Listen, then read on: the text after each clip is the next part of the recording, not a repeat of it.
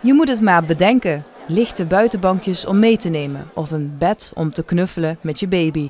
Afgestudeerde studenten laten nieuw design zien. En zelfs achter de meest simpel ogende ontwerpen schuilt een bijzonder verhaal. Zoals van deze Voerendaelse ontwerper. Ik heb in samenwerking met een fysiotherapeut heb ik een kledinglijn opgezet die erbij helpt om je postuur te corrigeren. Dus wanneer je mijn kledingstuk aantrekt, zorgt het er eigenlijk voor dat wanneer jij in een onjuiste positie zit, dus naar voren hangt, het dusdanig oncomfortabel aanvoelt dat je eigenlijk gedwongen wordt om weer rechtop te gaan zitten. Een naad zorgt ervoor dat je niet scheef gaat zitten. Je moet het maar bedenken. En dat geldt voor meerdere ontwerpen, zoals dat van de Maastrichtse Nina Simons. Ze is hooikostpatiënte en liefhebber van de miniatuurkunst.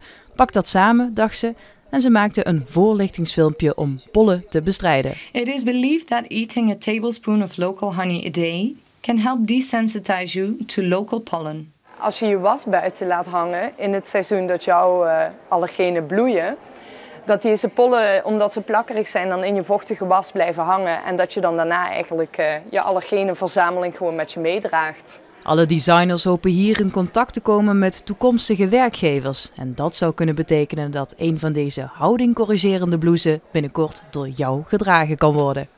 Het zal waarschijnlijk niet in de winkel komen, of in ieder geval nog niet.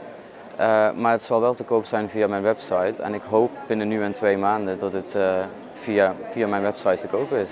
Aan elk uniek design hangt wel een prijskaartje vast voor deze €300.